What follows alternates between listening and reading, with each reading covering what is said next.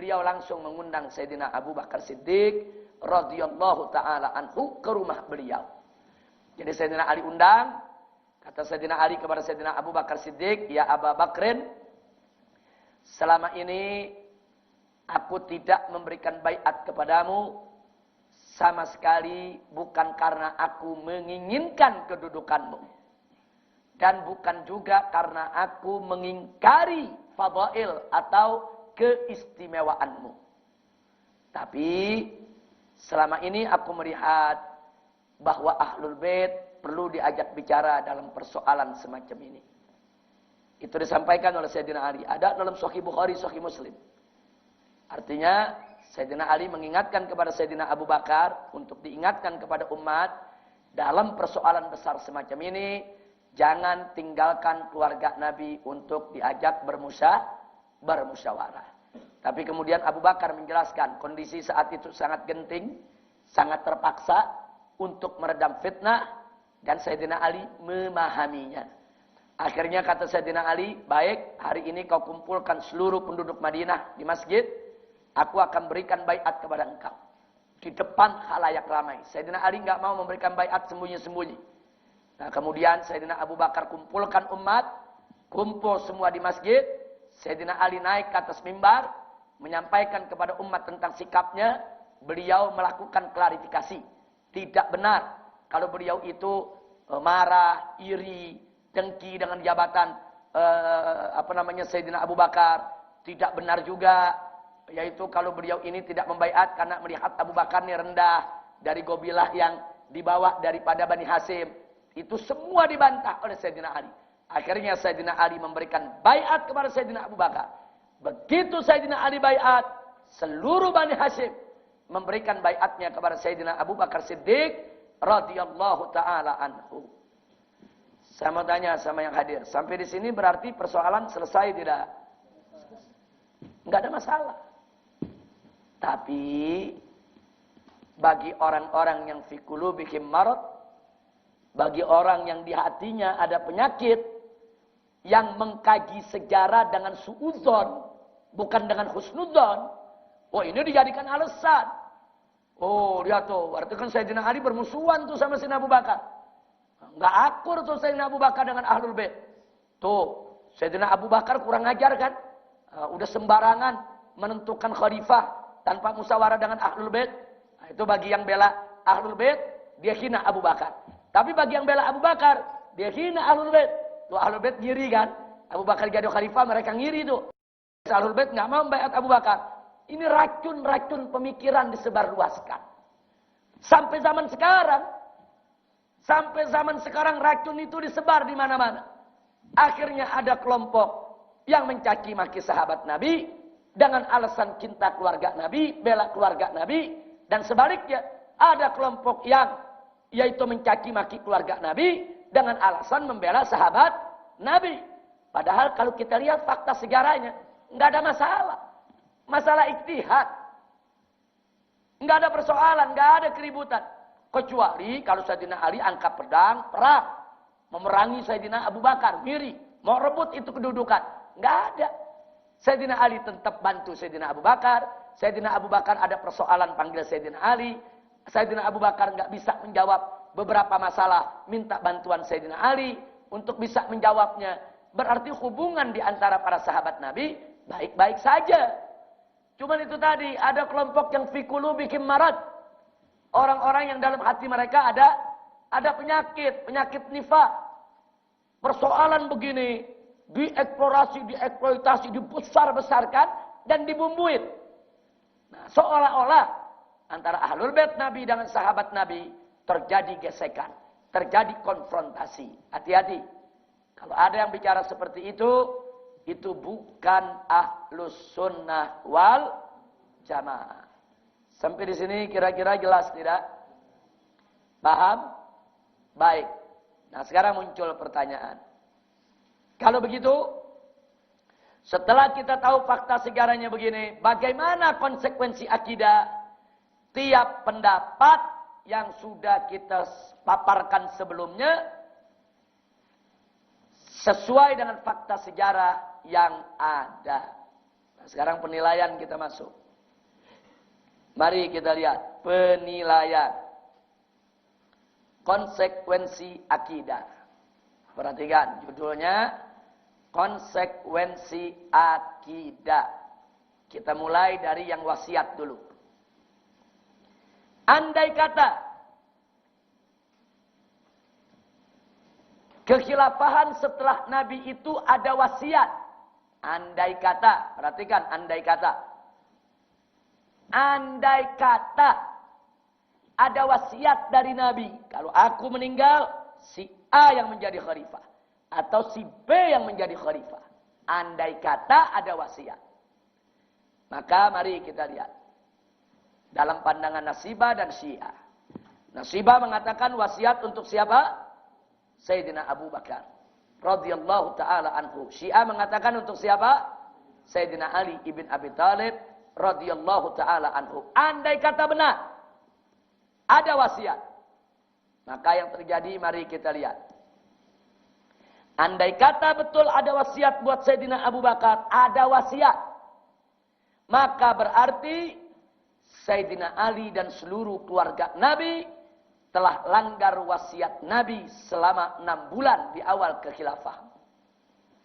Karena tadi saya tanya, keluarga Nabi tidak membaiat Sayyidina Abu Bakar berapa bulan? 6 bulan. Andai kata ada wasiat dari Nabi, kalau aku meninggal dunia, Sayyidina Abu Bakar yang menjadi khalifah, itu wasiat. Saya tanya, menjalankan wasiat Nabi wajib tidak? Nah sekarang keluarga Nabi 6 bulan tidak berbaiat kepada Sayyidina Abu Bakar. Berarti keluarga Nabi langgar wasiat tidak? Langgar wasiat.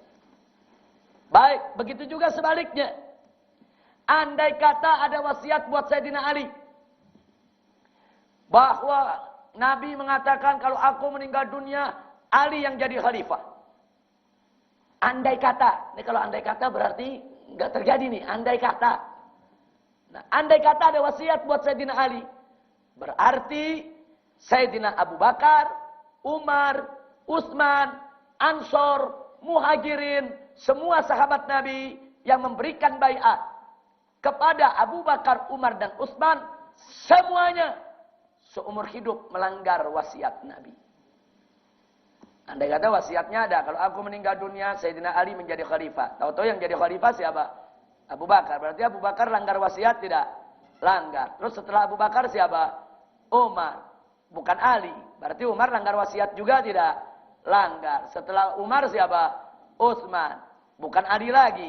Berarti udah 3 kali dilanggar nih. Berarti Utsman langgar wasiat tidak? Langgar. Nah sekarang saya mau tanya. Tadi kita sudah cerita. Yang pilih Abu Bakar, Umar, Utsman. Ansor bukan? Ansor. Muhajirin bukan? Berarti Ansor dan Muhajirin langgar wasiat Nabi. Langgar wasiat Nabi mereka semua. Hati-hati, ini namanya konsekuensi akidah. Jadi kalau kita mengatakan ada wasiat untuk Sayyidina Abu Bakar, berarti Ahlul Bait melanggar wasiat Nabi selama 6 bulan. Kalau ada wasiat untuk Sayyidina Ali ibn Abi Thalib, berarti Abu Bakar, Umar, Utsman, dan Ansor serta Muhajirin, semuanya telah langgar wasiat Nabi. Pertanyaan saya, apa hukum melanggar wasiat Nabi? Dosa kecil apa dosa besar? Ayo, jawab yang serius ini. Nabi kasih wasiat dalam urusan besar. Urusan kepemimpinan negara dilanggar. Apa hukum melanggar wasiat Nabi? Fasik. Bahkan bisa mengantarkan kepada kekafiran. Karena ini bukan urusan sepele, ini urusan besar. Bukan urusan kecil. Ini wasiat tentang kepemimpinan negara untuk menjaga agama, untuk menjaga umat Islam. Jadi wasiat semacam ini kalau dilanggar bukan hanya bisa dosa besar, tapi bahkan bisa mengantarkan kepada kekafiran. Sehingga jika memang ada wasiat, maka berarti kalau ada wasiat untuk Sayyidina Abu Bakar Siddiq, berarti Sayyidina Ali dan Ahlul Bait selama 6 bulan maksiat, dosa besar, fasik, bahkan bisa kafir. Begitu juga sebaliknya. Andai kata wasiat ada untuk Sayyidina Ali, berarti Sayyidina Abu Bakar, Umar, Utsman, Ansor, Muhajirin, semuanya melanggar wasiat Nabi. Berarti mereka semua dosa. Minimal mereka disebut fasik. Bahkan bisa disebut.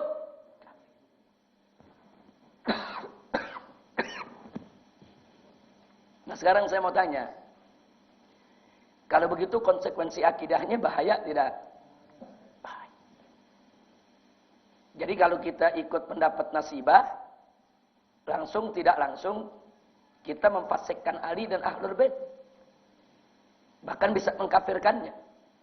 Kalau kita menerima pendapat Syiah, berarti langsung tidak langsung kita mengkafirkan Abu Bakar, Umar, Utsman, Muhajirin dan Ansor. Nah saya tanya sekali lagi, bahaya tidak konsekuensi akidahnya?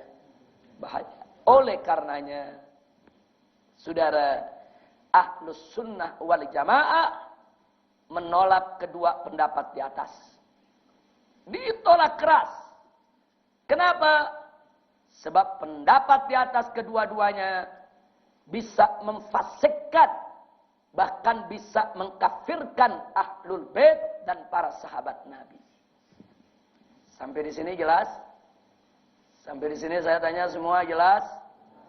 Ya, jadi berarti pendapat tadi bahaya tidak? Bahaya. Pendapat Nasibah bahaya tidak? Pendapat Syiah bahaya tidak? Nah ini kalau kita sampaikan ini, orang Nasibah dan Syiah menolak. Apa orang Nasibah bilang? Kami enggak kafirkan Ahlul Bait. Na'udzubillah, kami enggak kafirkan Ahlul Bait. Kami cuma berpendapat ada wasiat buat Abu Bakar. Nah kita sampaikan kepada mereka, ya, lisanmu tidak mengkafirkan Ahlul Bait, tidak memfasikkan Ahlul Bait, tapi akidahmu, keyakinanmu yang mengatakan ada wasiat untuk Abu Bakar Siddiq itu mengakibatkan posisi Ahlul Bait menjadi fasik atau menjadi kafir. Itu yang disebut konsekuensi akidah. Walaupun mulut mereka tidak mengkafirkan keluarga Nabi. Kira-kira jelas tidak? Begitu juga Syiah. Kalau kita katakan begini, mereka akan jawab, kami enggak mengkafirkan sahabat. Kami enggak mengkafirkan Abu Bakar, Umar, Utsman. Enggak betul, itu fitnah buat kami. Jawabnya, ya, katakanlah mulutmu tidak mengkafirkan Abu Bakar, Umar, dan Utsman. Katakanlah mulutmu tidak mengkafirkan Muhajirin dan Ansor. Tapi akidahmu, keyakinanmu yang mengatakan ada wasiat buat Sayyidina Ali, itu wasiat Nabi yang harus dijalankan. Sementara Abu Bakar, Umar, Utsman, Muhajirin dan Ansor tidak menjalankan wasiat. Berarti mereka semua fasik, bahkan bisa kafir. Mulutmu memang tidak mengkafirkan, tapi akidah dan keyakinanmu mengantarkan atau memposisikan para sahabat Nabi di posisi fasik atau kafir. Itu yang disebut konsekuensi akidah. Kira-kira jelas tidak? Nah, jadi ini pelajaran begini kita mesti penting. Kita kalau kita mesti cermat, maksud saya. Kita kalau melihat satu pendapat cermat, lihat bagaimana akibatnya, bagaimana jangkauannya, apa konsekuensinya kalau kita berakidah seperti itu. Ini penting. Jangan baru melihat dalil sedikit, wah kalau begitu Sayyidina Abu Bakar saya mesti bela, ini memang Ali yang salah. Atau sebaliknya, wah kalau begitu Sayyidina Ali terzalimi nih. Memang Abu Bakar ini yang mesti dikritisi. Enggak begitu ya ikhwan. Hati-hati di dalam menerima satu pendapat. Hati-hati. Pelajari dalilnya, pelajari konsekuensinya. Nah karena itu, pendapat ini ditolak oleh Ahlus Sunnah wal Jamaah. Ditolak keras. Tidak ada bagi Ahlus Sunnah soal yaitu wasiat di dalam urusan kekhilafahan. Pertanyaannya, lalu kenapa Ali disebut Al-Wasi oleh Ahlul Bait? Nah, kalau orang Syiah menjuluki Ali Al-Wasi, maksudnya Al-Wasi penerima wasiat untuk jadi khalifah. Tapi kalau Ahlul Bait Nabi menyebut Ali Al-Wasi karena dia menjadi pemegang wasiat Nabi untuk ngurus keluarga Nabi. Seluruh keluarga Nabi diurus oleh Sayyidina Ali. Itu juga disebut Al-Wasi. Sebagaimana ada dalam pelajaran ilmu waris. Soal Al-Isha wal-Wasiyah. Nah, jadi jangan disalahpahami. Jadi kalau habaib itu nyebut Sayyidina Ali Al-Wasi. Jangan langsung dituduh, wah kalau begitu habaib nih, Syiah nih. mengatakan Sayyidina Ali penerima wasiat untuk khalifah. Enggak begitu. Habaib menyebut Sayyidina Ali al-wasi karena memang Sayyidina Ali yang mendapat wasiat dari Nabi untuk mengembalikan barang-barang titipan orang yang ada di Nabi, menyelesaikan utang piutang Nabi, kemudian menjaga keluarga Nabi. Itu juga disebut al-wasi. Nah sekarang yang kedua.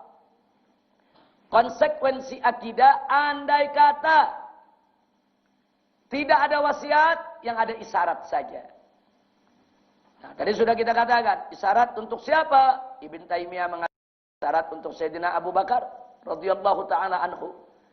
Sementara Sayyidiyah mengatakan isyarat untuk Sayyidina Ali radhiyallahu taala anhu. Andai kata benar, mari kita lihat. Andai kata betul ada isyarat-isyarat dari Nabi supaya Sayyidina Abu Bakar yang menjadi khalifah, maka konsekuensinya selama 6 bulan Sayyidina Ali dan Ahlul Bait tidak paham isyarat.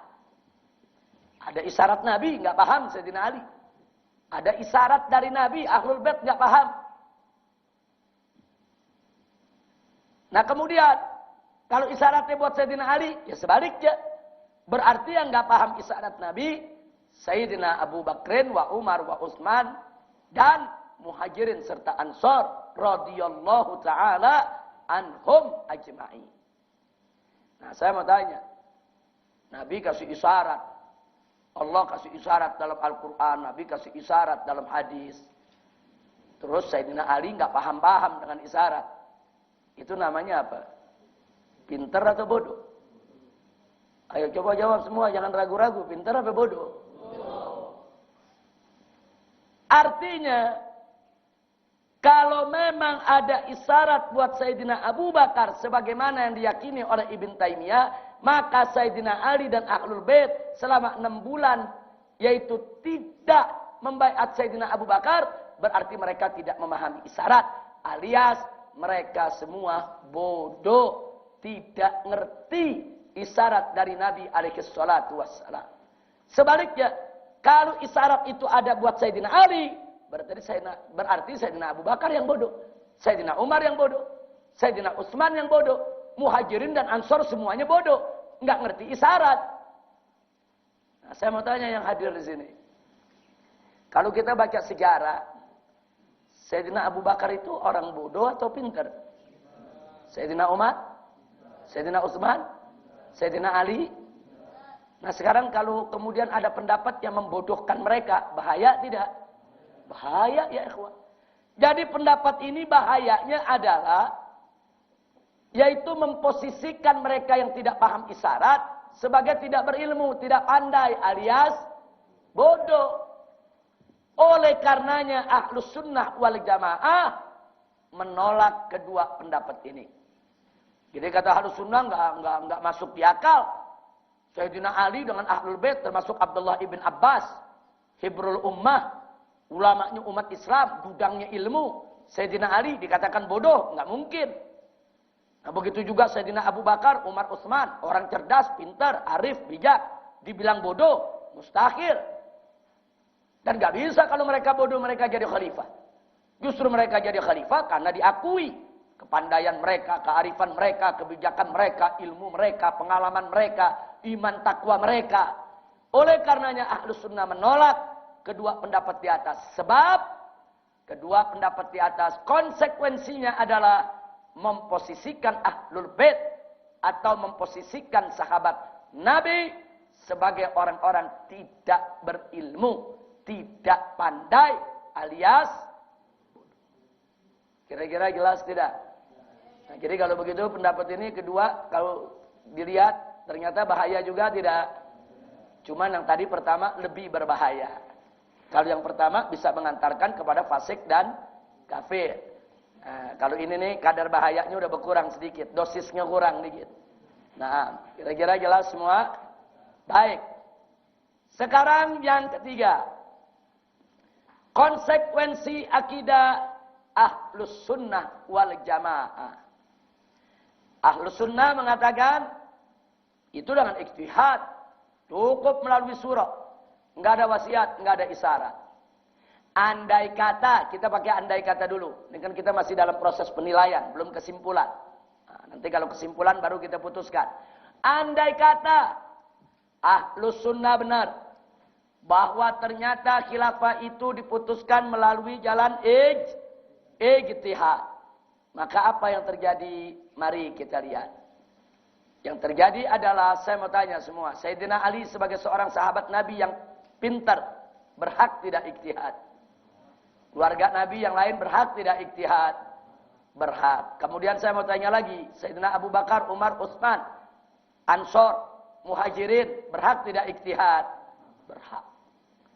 Jadi artinya kalau bicara ijtihad menurut Ahlus Sunnah, semuanya berhak untuk ijtihad. Nah, begitu dalam ijtihad, Sayyidina Abu Bakar yang menjadi khalifah, sementara Sayyidina Ali berijtihad selama 6 bulan untuk tidak memberikan baiat. Itu hak Sayyidina Ali. Tapi setelah Sayyidina Ali melihat Sayyidina Abu Bakar bagus dalam memimpin, tegas dalam memimpin, arif dan bijak dalam memimpin, ternyata Sayyidina Abu Bakar memang pantas dan layak patut untuk menjadi khalifah. Sayyidina Ali nggak banyak tanya lagi, langsung memberikan baiat kepada Sayyidina Abu Bakar Siddiq radhiyallahu taala anhu. Nah, saya tanya, berarti ijtihad Abu Bakar, ijtihad Umar, ijtihad Utsman, ijtihad Sayyidina Ali dalam konteks ajaran agama Islam wajar tidak? Andai kata ijtihad Sayyidina Abu Bakar benar, dapat pahala berapa? Kalau salah, kalau ijtihad Sayyidina Ali benar, dapat pahala berapa? Kalau salah, apa ada dosa? Ini indahnya Ahlus Sunnah wal Jamaah.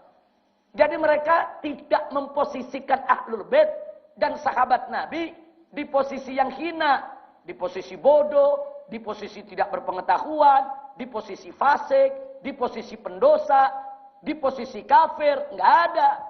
Ahlus Sunnah wal Jamaah memposisikan keluarga Nabi dan para sahabat di posisi yang bagus. Jadi mereka semua mujtahid. Dan mujtahid kalau benar dapat 2 pahala, kalau salah dapat 1 pahala. Nah, jadi konsekuensi akidahnya apa?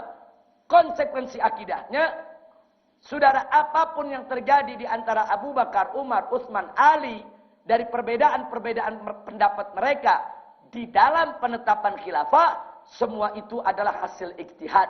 Jadi Ahlus Sunnah tetap memuliakan mereka.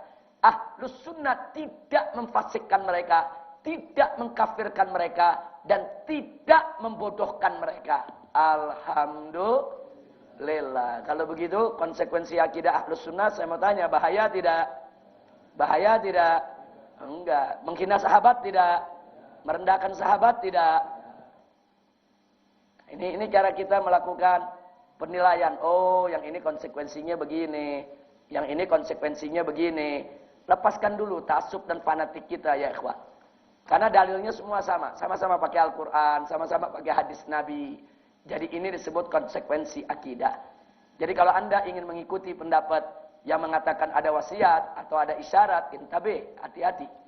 Nanti sengaja atau tidak sengaja, langsung atau tidak langsung, konsekuensi akidah kita merendahkan keluarga Nabi dan juga merendahkan para sahabat Nabi Muhammad sallallahu alaihi wasallam. Nah, dari sini mari kita lihat konsekuensinya. Mari kita lihat konsekuensinya. Nah,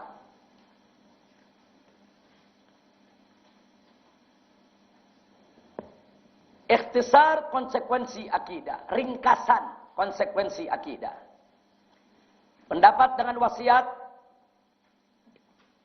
baik pendapat Nasibah maupun Syiah Rafidah, baik wasiat itu untuk Abu Bakar maupun untuk Ali, konsekuensinya bisa mengantarkan kepada pengkafiran keluarga Nabi ataupun pengkafiran sahabat Nabi. Minimal pemfasikan, menyatakan mereka pendosa. Isyarat. Adapun yang kedua, konsekuensi akidah yang mengatakan kekhilafahan setelah Nabi harus dengan isyarat, baik isyarat itu untuk Abu Bakar sebagaimana pendapat Ibn Taimiyah, maupun isyarat tersebut untuk Ali sebagaimana pendapat Zaidiyah, ini bisa mengantarkan kepada penghinaan terhadap keluarga Nabi atau para sahabat Nabi. Sedangkan yang ketiga ijtihad. Itu pendapat dari Ahlus Sunnah wal Jamaah yang menyatakan semua sahabat yang memenuhi syarat berhak untuk menjadi khalifah dan mereka yang punya ilmu berhak untuk berijtihad. Tidak ada pengkafiran, tidak ada penghinaan. Bahkan itu merupakan pemuliaan kedudukan Ahlul Bait dan para sahabat. Artinya Ahlus Sunnah menghormati Ahlul Bait, mereka orang baik, mereka mujtahid, mereka berhak berijtihad. Para sahabat Nabi, mereka orang baik, mereka juga mujtahid, mereka juga berhak berijtihad. Berarti Ahlus Sunnah memuliakan sahabat tidak? Memuliakan Ahlul Bait tidak? Inilah ikhtisar konsekuensi akidah. Pertanyaannya, kalau ada konsekuensi akidah, yang pertama mengantarkan kepada pengkafiran, yang kedua mengantarkan kepada penghinaan, yang ketiga mengantarkan kepada pemuliaan. Kira-kira yang wajib dipilih yang mana? Yang wajib dipilih yang mana? Pemuliaan. Selamatkan akidah kita ya ikhwan. Jangan kita pilih pendapat yang mengantarkan kepada pengkafiran. Jangan kita pilih pendapat yang mengantarkan kepada penghinaan. Jaga kemurnian, kebersihan akidah kita. Pilih pendapat yang memuliakan keluarga Nabi dan para sahabatnya. Itulah pendapat Ahlus Sunnah wal Jamaah. Sampai di sini jelas tidak? Nah, sekarang kita ada tambahan. Kalau nanti tidak ada di dalam buku, tolong dicatat. Mari kita lihat untuk menguatkan bahwa Khulafa Rasyidin, Sayyidina Abu Bakar, Umar, Utsman, Ali dan Sayyidina Hasan adalah khalifah yang sah, dipilih melalui ijtihad dengan jalan musyawarah. Nah, sekarang tadi kita udah bahas Abu Bakar, Umar, Utsman, Ali. Sekarang kita bahas yang kelima, Sayyidina Hasan. Setelah Sayyidina Ali wafat, sebelum Sayyidina Ali wafat, masyarakat datang ke Sayyidina Ali. Ini lagi dalam kondisi kritis, karena beliau ini dibunuh. Jadi kondisinya sudah semakin lemah. Nah, masyarakat mengatakan kepada Sayyidina Ali, "Ya Ali, apa kau tidak menunjuk putramu sebagai penggantimu?" Jadi maksudnya masyarakat mengusulkan kepada Sayyidina Ali, tunjuk aja Sayyidina Hasan sebagai khalifah. Sebagaimana Sayyidina Abu Bakar menunjuk Umar. Sayyidina Abu Bakar menunjuk Sayyidina Umar. Nah, sekarang mereka minta Sayyidina Ali menunjuk Sayyidina Hasan. Tapi ditolak oleh Sayyidina Ali. Sayyidina Ali tolak. Sayyidina Ali tidak mau melakukan itu. Nah, kemudian ada yang menyindir. Kalau kau tolak, ya Ali, lalu bagaimana tanggung jawabmu di hadapan Allah nanti? Saat kau ditanya, kenapa kau tinggalkan umat dalam keadaan tanpa izin? Apa dijawab oleh Sayyidina Ali? Aku akan jawab di hadapan Tuhanku bahwa aku meninggalkan umat nabinya sebagaimana nabinya meninggalkan mereka. Karena Nabi meninggalkannya kan juga tidak menunjuk orang. Nah, jadi ini juga dalil. Nabi waktu wafat tidak menunjuk orang. Sayyidina Ali juga ingin wafat tanpa menunjuk siapapun. Jadi beliau katakan, silakan kalian musyawarahkan, silakan kalian pilih siapa yang kalian mau, yang penting dia orang baik dan berkemampuan. Selesai. Akhirnya begitu Sayyidina Ali wafat, mereka semua musyawarah sepakat. Sayyidina Hasan putra Sayyidina Ali diangkat menjadi khalifah. Jadi ingat, Sayyidina Hasan menjadi khalifah bukan karena sistem kerajaan. Bukan dari bapak jatuh ke anak. Tapi beliau menjadi khalifah karena dipilih melalui musyawarah oleh masyarakat. Nah, itu yang mesti dicatat. Nah, sekarang mari kita lihat. Apakah sah kepemimpinan Sayyidina Abu Bakar, Umar, Utsman, Ali, dan Hasan? Nah, untuk menjawabnya, mari kita lihat satu hadis Nabi alaihi salatu wassalam. Nabi bersabda dalam satu hadis, beliau menyatakan, Al-khilafatu ba'di salasuna sanah, summa takunu mulkan. Kata Nabi, al-khilafatu ba'di, kekhilafahan setelah aku nanti hanya berlangsung salasuna sanah, hanya berlangsung 30 tahun. Summa setelah itu takunu mulkan, akan datang masa kerajaan. Nah, jadi lihat, Nabi udah kasih kabar. Nanti setelah aku wafat, khulafa itu yang memimpin dengan sistem khilafah hanya 30 tahun. Setelah itu akan datang sistem kerajaan. Nah, sekarang mari setelah kita lihat ini, mari kita hitung bagaimana masa kepemimpinan Khulafa Rasyidin. Kita mulai dari yang pertama. Sayyidina Abu Bakar Siddiq radhiyallahu taala anhu menjadi khalifah selama 2 tahun 3 bulan 10 hari. 2 tahun 3 bulan 10 hari. Setelah beliau wafat, Sayyidina Umar menjadi khalifah selama 10 tahun 6 bulan 5 hari. 10 tahun 6 bulan 5 hari. Yang berikutnya, yang ketiga, Sayyidina Utsman radhiyallahu taala anhu menjadi khalifah selama 11 tahun 11 bulan 18 hari, hampir 12 tahun. Kemudian Sayyidina Ali menjadi khalifah 4 tahun 8 bulan percis. 4 tahun 8 bulan. Lalu Sayyidina Hasan, mari kita lihat, menjadi khalifah hanya 6 bulan 27 hari. 6 bulan 27 hari. Sekarang mari kita jumlahkan.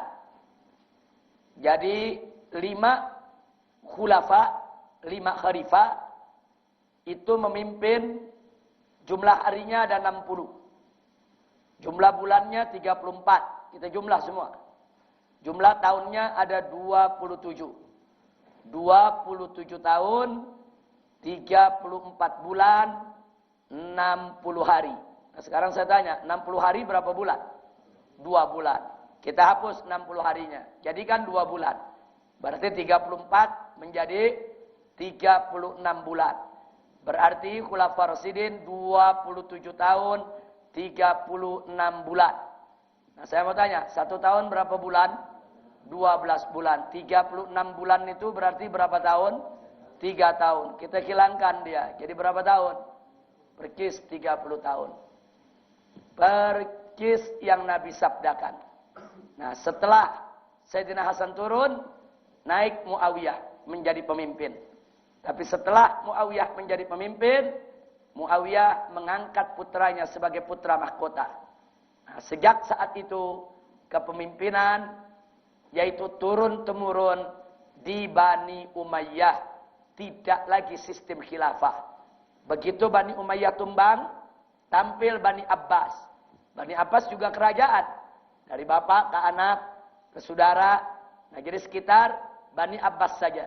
Setelah Bani Abbas tumbang, muncul yaitu kekhilafahan kecil, dan yang terbesar adalah khilafah Turki Utsmani.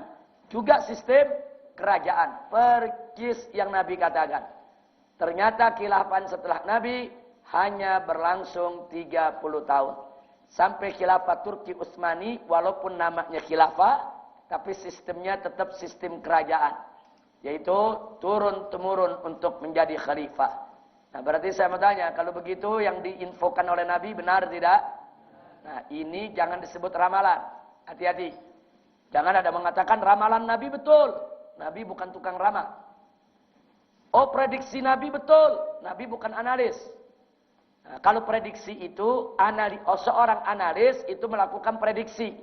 Prediksi itu dugaan kuat, duga-duga. Bisa benar, bisa salah. Kalau Nabi disebut ngeramal, Nabi bukan dukun.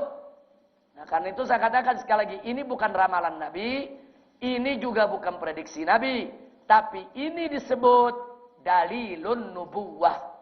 Dalilun min dalailin nubuwah. Ini merupakan salah satu bukti kenabian untuk Nabi kita Muhammad sallallahu alaihi wasallam. Kalau beliau bukan Nabi, Mana bisa menyampaikan berita sedetail ini. Sampai pas 30 tahun itu kepemimpinan berlangsung. Ini menunjukkan beliau Nabi. Dari mana beliau tahu? Ini kan masalah gaib. Belum terjadi. Dari siapa lagi kalau bukan dari Allah yang maha mengetahui. Allah yang memberikan wahyunya kepada nabinya. Ini jadi bukti kalau Muhammad ibnu Abdullah betul-betul utusan Allah subhanahu wa ta'ala. Kira-kira sampai di sini jelas tidak? Nah kalau begitu saya tanya. Kekhilafahan Abu Bakar, Umar, Utsman, Ali sampai Al-Hasan. Berarti ada pengesahan nggak dari Nabi? Ada. Berarti ada dalil nggak kalau kekhalifahan mereka itu sah? Ada. Nah, karena itu kita tolak pendapat Syiah, pendapat kalangan lainnya yang coba-coba mengatakan kekhilafahan mereka tidak sah. Enggak. 5 khulafa sah. Nah, makanya saya tolak kalau Anda mengatakan khulafa Rasyidin cuma 4. Abu Bakar, Umar, Utsman dan Ali. Enggak. Khulafa Rasyidin ada 5. Kalau kita kurangi, cuma ada 4, enggak jadi 30 tahun. Enggak jadi 30 tahun. 30 tahun menjadi kurang 6 bulan 27 hari. Dari mana kita kurang-kurangi? Nah, terus kalau ada mengatakan, ya tapi kan Sayyidina Hasan sebentar. Kepemimpinannya cuma setengah tahun. Umpamanya ada mengatakan begitu. Jadi wajarlah enggak disebut. Oh siapa bilang? Walaupun sehari kalau dia jadi khalifah, ya dia khalifah. Enggak bisa dikatakan mentang-mentang 6 bulan. Terus mau diabaikan dia bukan khalifah. Enggak bisa. Sehari aja jadi khalifah tetap khalifah. Sehari jadi imam tetap imam. Kira-kira jelas tidak? Oh ada lagi yang punya alasan begini. Ya tapi kan Sayyidina Hasan jasanya enggak terlalu besar. Apa sih yang dia kerjakan selama jadi khalifah 6 bulan? Tunggu dulu. Justru Sayyidina Hasan melakukan jasa yang sangat besar. Dan ini sudah disampaikan Nabi ketika Sayyidina Hasan masih bayi. Sayyidina Hasan masih bayi nih, sahabat pada nengokin. Apa kata Nabi? Kata Nabi alaihi salatu wassalam, la'alallahu an yusliha bihi fi'atin azimatin minal muslimin. Apa kata Nabi kepada para sahabat? Semoga Allah akan mendamaikan 2 kelompok besar umat Islam yang bertikai di tangan anak ini. Nabi mengatakan, inna ibni hadza sayyidun. Sesungguhnya cucuku ini seorang sayyid, seorang pemimpin. Dan dia kelak akan mendamaikan 2 kelompok umat Islam yang bertempur satu sama lainnya. Ternyata terjadi. Jadi begitu Muawiyah bertempur dengan pasukan Ali. Belum tuntas, Sayyidina Ali meninggal dunia. Dibunuh oleh Khawarij. Nah kemudian Sayyidina Hasan tampil. Begitu Sayyidina Hasan tampil sempat terjadi. Yaitu pertempuran. Kecil-kecilan saudara. Tapi setelah itu Sayyidina Hasan melihat. Nggak ada jalan lain kecuali damai. Maka itu Sayyidina Hasan yaitu menyampaikan kepada Muawiyah. Bahwa dia siap untuk memberikan jabatannya, kedudukannya. Saat itu yang menjadi khalifah, pemimpin adalah Sayyidina Hasan. Bukan Muawiyah. Karena Sayyidina Hasan yang melalui daripada musyawarah yang betul. Nah, Sayyidina Hasan minta dia siap untuk turun dari jabatan, tapi dengan syarat. Antara lain, 1, stop pertumpahan darah. 2, jangan Muawiyah mengganggu pendukung-pendukung Sayyidina Ali. Artinya jangan balas dendam. Nah, jadi disampaikan. 3, harus memimpin umat dengan baik. Jaga ini umat Islam. Jangan sampai nanti umat Islam menjadi korban serbuan musuh-musuh Islam dari berbagai negeri. Nah, banyak syarat-syarat yang disebutkan. Muawiyah terima. Terjadi perdamaian. Dan Sayyidina Hasan menyerahkan jabatan dan kedudukannya. Saya mau tanya, menyerahkan jabatan khalifah, itu pengorbanan kecil atau besar itu? Dengan beliau menyerahkan, perang berhenti. Umat Islam damai lagi semuanya. Bersatu lagi. Saya tanya, itu jasa kecil, jasa besar? Mana mungkin bisa dilupakan? Makanya nggak bisa. Jadi jangan sekali-kali mengatakan khulafa Rasyidin ada 4. Enggak betul. Khulafa Rasyidin ada 5. Itu sadatuna Abu Bakrin wa Umar wa Utsman wa Ali wa ibnihil Hasan. Jadi Abu Bakar, Umar, Utsman, Ali, Hasan jadi khalifah disebutkan dalam hadis Nabi. Dan Sayyidina Hasan real menjadi khalifah selama 6 bulan. 6 bulan bukan waktu yang pendek. Dan real melakukan kerja besar, jasa besar di dalam masa kekhilafahannya. Sehingga tidak patut nama ini dibuang, dari deretan jabatan khulafa rasyidin. Kira-kira jelas tidak? Nah ini yang perlu kita luruskan. Jadi kalau bicara khulafa rasyidin, ingat, maka itu di masjid kita ini kalau kita sholat tarawih malam kita sebut khalifah sampai ke berapa? Sampai 5. Amirul Mukminin, yaitu al-khalifatul khamis, Amirul Mukminin Sayyiduna Hasan ibn Ali ibn Abi Talib taraddu'an radhiyallahu anhu wa nafa'ana bih fid dini wad dunya wal akhirah. Setiap tarawih kita baca 5 khalifah. Karena memang 5 khalifah yang datang sesuai hadis Nabi kita Muhammad sallallahu alaihi wasallam. Nah, sekarang kita masuk ke hikmah. Di buku hikmah ada. Kalau yang barusan enggak ada. Yang barusan dirapikan. Nah, slide ke-13, hikmah. Mari kita lihat. Sikap Sayyidina Abu Bakar. Ini ada sedikit perubahan, tolong nanti diperbaiki. Halaman yang berbeda diperbaiki. Sikap Sayyidina Abu Bakar dan Sayyidina Umar di Saqifah Bani Sa'idah sudah tepat dan benar. Kenapa? Karena untuk mempersatukan umat Islam, bukan untuk merebut kekuasaan. Jadi berarti sikap Sayyidina Abu Bakar dan Umar tepat tidak? Sudah tepat belum? Sudah. Jadi kedatangan mereka ke Saqifah Bani Sa'idah bukan buat rebut kekuasaan, tapi untuk menyatukan umat, jangan sampai mereka berpecah belah. Nah kemudian sikap Sayyidina Ali dan Ahlul Bait selama 6 bulan tidak membaiat Sayyidina Abu Bakar juga sudah tepat dan benar. Kenapa sudah tepat dan benar? Karena beralasan kuat dan tidak mengganggu kekhilafahan. Nggak ada Sayyidina Ali demonstrasi, nggak ada Sayyidina Ali protes, nggak ada Sayyidina Ali angkat senjata mengganggu jalannya kekhilafahan, nggak ada. Beliau punya pendapat begini. Nah, Khalifah Sayyidina Abu Bakar sudah terpilih, ya silakan Sayyidina Abu Bakar untuk memimpin. Jadi nggak ada itu Sayyidina Ali melakukan hal-hal yang provokatif. Nah, kemudian bahkan akhirnya setelah 6 bulan, Ahlul Bait seluruh memberikan baiatnya untuk Sayyidina Abu Bakar. Jadi clear, tidak ada persoalan di antara Ahlul Bait dengan para sahabat Nabi. Alhamdulillah. Nah, kemudian dengan demikian menunjukkan bahwa baik Sayyidina Abu Bakar, Umar, Utsman, Ali maupun Al-Hasan radhiyallahu taala anhum, satu, mereka semua adalah khalifah-khalifah yang memiliki prinsip. 2, mereka semua adalah khalifah-khalifah yang cerdas dan berilmu. 3, mereka semua adalah khalifah-khalifah yang gagah dan berani. 4, mereka semua adalah khalifah-khalifah yang berjiwa besar, tidak kerdil. 5, mereka semua adalah khalifah-khalifah yang menjadi pemersatu umat. Jadi inilah konsekuensi akidah Ahlus Sunnah wal Jamaah. Menempatkan para khulafa di tempat yang sangat mulia. Mengakui keistimewaan dan keutamaan mereka. Dan mengakui kalau mereka semua adalah orang-orang pemimpin-pemimpin yang memiliki prinsip, cerdas, berilmu, gagah, berani, berjiwa besar, pemersatu umat. Nah, jadi dengan akidah Ahlus Sunnah wal Jamaah, kita menjadi indah melihat sejarah.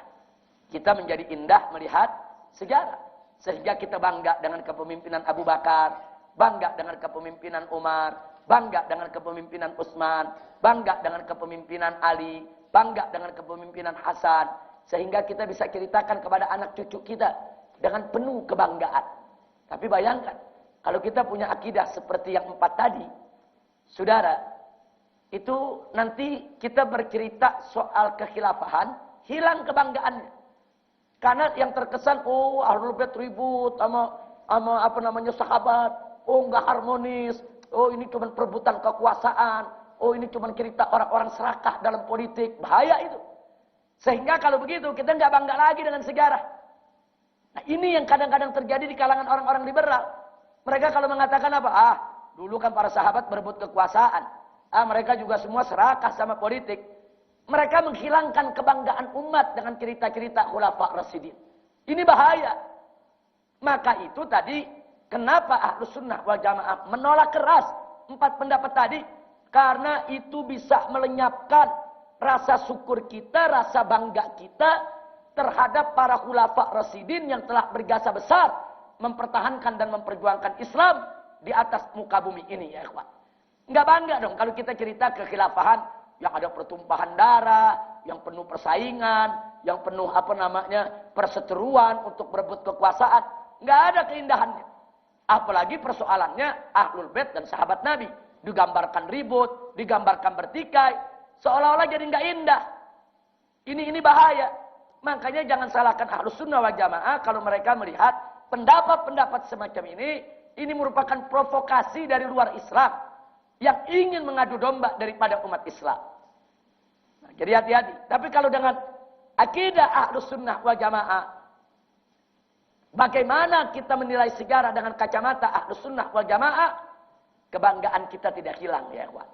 Kita kalau dengar Sayyidina Abu Bakar Siddiq tetap bangga, kita dengar Sayyidina Umar tetap bangga, kita dengar Sayyidina Utsman, Sayyidina Ali, Sayyidina Hasan bangga. Kita cerita Khulafa Rasyidin bangga. Itu masa kejayaan Islam. Alhamdulillahirabbil alamin. Kira-kira jelas tidak? Alhamdulillah. Nah sekarang mari. Setelah itu kita lihat keunggulan Ahlus Sunnah wal Jamaah.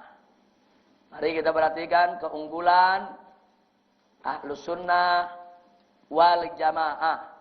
Sekali lagi keunggulan Ahlus Sunnah wal Jamaah dalam masalah khilafah setelah wafat Rasulullah sallallahu alaihi wasallam.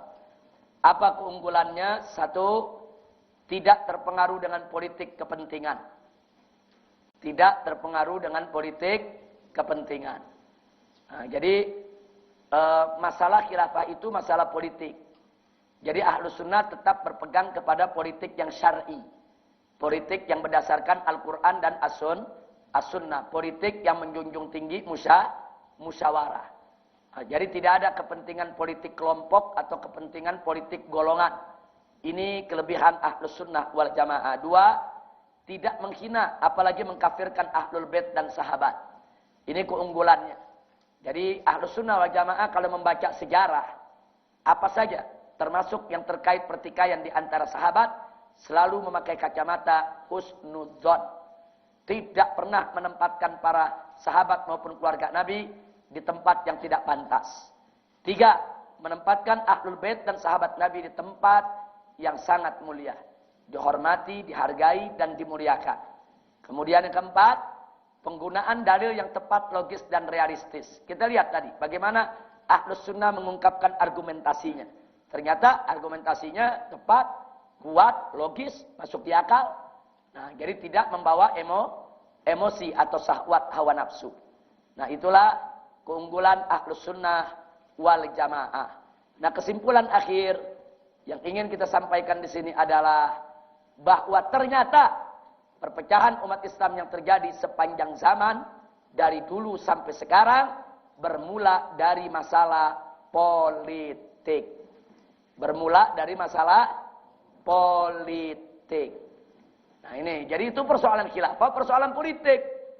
Nah cuman yang jadi persoalan kalau kita melihatnya dengan kacamata suudzon, politik yang syar'i, politik yang menjunjung tinggi musyawarah, sebetulnya nggak mesti berpecah belah. Kalau husnudzon, husnudzon kepada Sayyidina Abu Bakar, husnudzon kepada Sayyidina Umar, husnudzon kepada Sayyidina Utsman, husnudzon kepada Sayyidina Ali, husnudzon kepada Ahlul Bait. Enggak ada perpecahan. Tapi karena suudzon kepada Sayyidina Abu Bakar, suudzon kepada Sayyidina Umar, suudzon kepada Sayyidina Utsman, suudzon kepada Sayyidina Ali, suudzon kepada Ahlul Bait Nabi. Ya begini jadinya.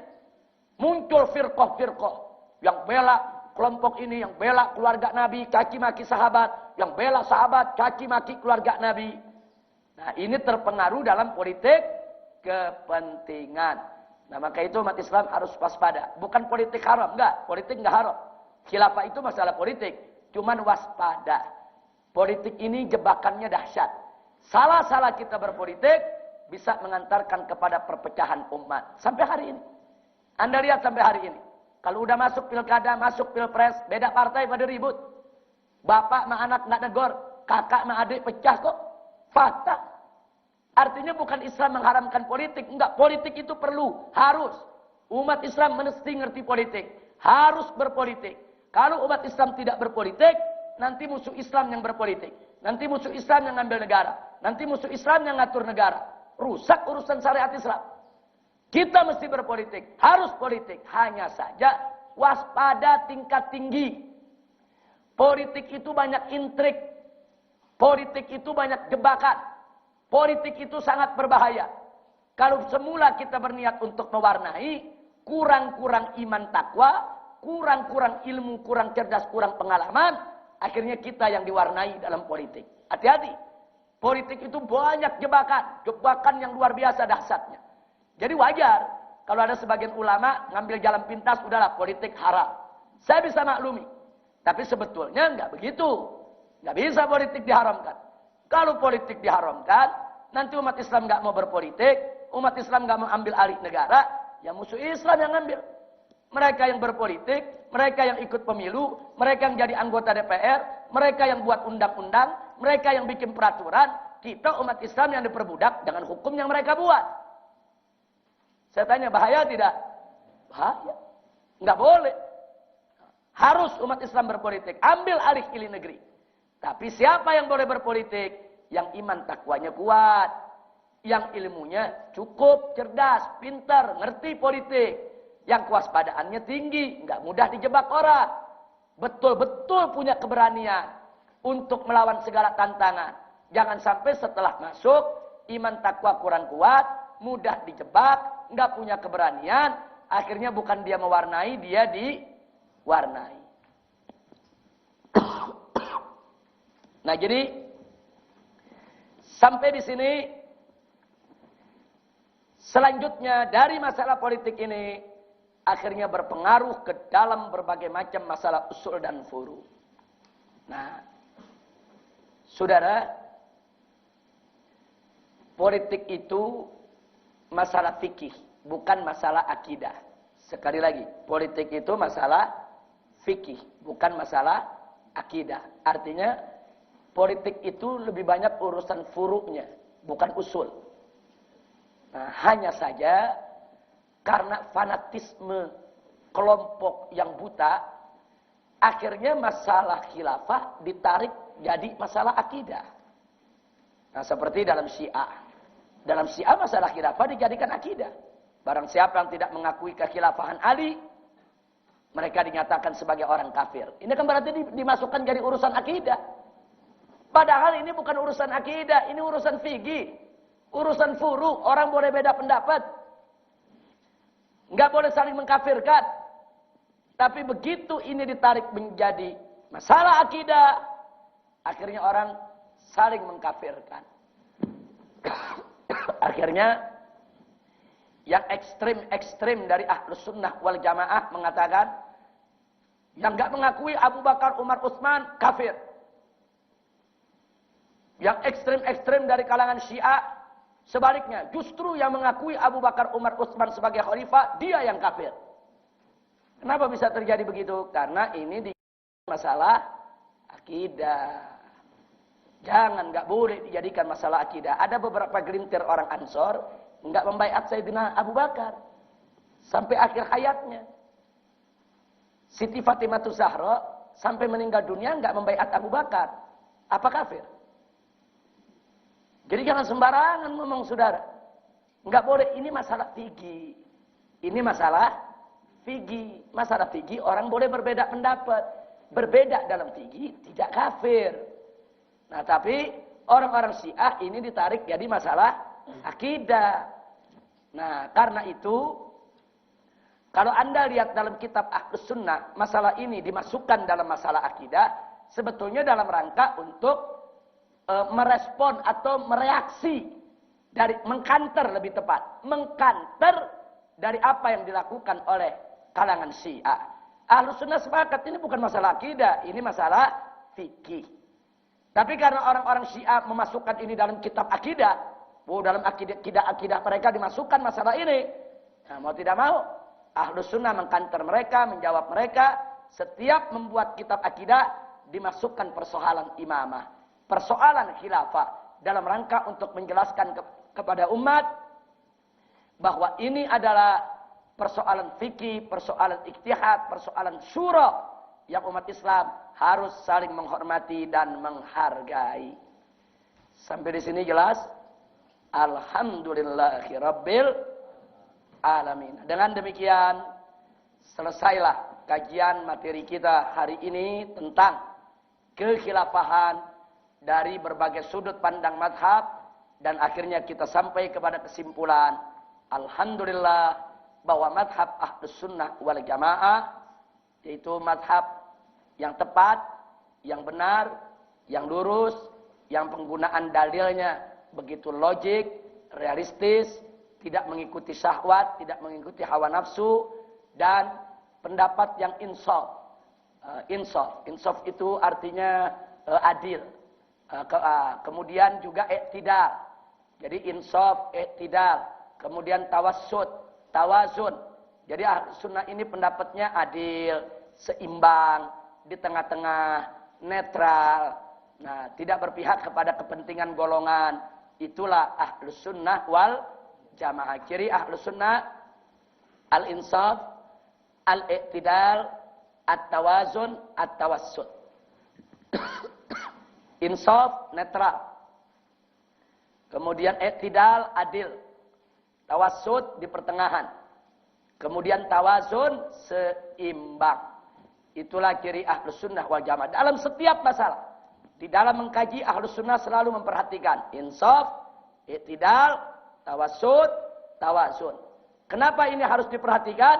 Karena inilah modal untuk kita menjaga husnuzon kita kepada salaf kita di dalam menerjemahkan setiap peristiwa sejarah.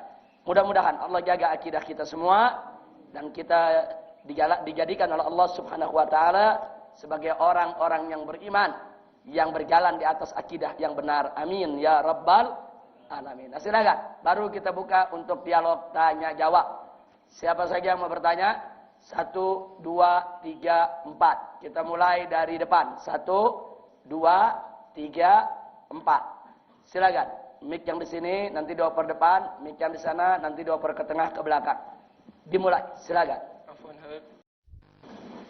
Awalan, apa hikmahnya Nabi SAW meninggal tanpa menunjuk khalifah setelahnya? Ya. Dan kalau misal beliau menunjuk khalifah, nggak bakal ada perpecahan. Ya. Yang kedua, antara sahabat, peperangan antara sahabat, yakni apakah dengan meninggalnya ratusan bahkan ribuan sahabat itu dibilang ijtihad, apakah mendapat ajar dengan peperangan itu, dengan meninggalnya para sahabat? Kemudian hikmah Sayyidah Fatimah tidak membayar Sayyidina Abu Bakar. Itu aja. Baik. Ada 3 pertanyaan yang disampaikan oleh Syed Bagir Al-Hamid, jazakumullahu khairal jazak. Pertanyaan yang sangat-sangat bagus. Yang pertama, apa hikmah Nabi meninggalkan umatnya tanpa menunjuk pemimpin? Hikmahnya sangat jelas, sudah kita paparkan semuanya. Dengan Nabi tidak menunjuk khalifah setelah wafatnya nanti, maka sistem syura menjadi hidup. Syura diajarkan oleh Nabi kepada para sahabat. Syura ada di dalam Al-Quran. Bagaimana Allah membimbing Nabi, wasyawirhum fil amri, ajak mereka musyawarah. Nabi diperintahkan Allah ajarkan umatnya bermusyawarah. Dan Nabi sudah ajarkan umatnya bermusyawarah selama bertahun-tahun. Nah, jadi bagaimana syura ini bisa hidup? Syura ini akan semakin hidup justru sepeninggal Nabi. Karena waktu ada Nabi, kan wahyu masih turun. Nah, kadang-kadang syura itu kan nggak perlu. Cukup putusan Allah, cukup putusan Nabi, selesai.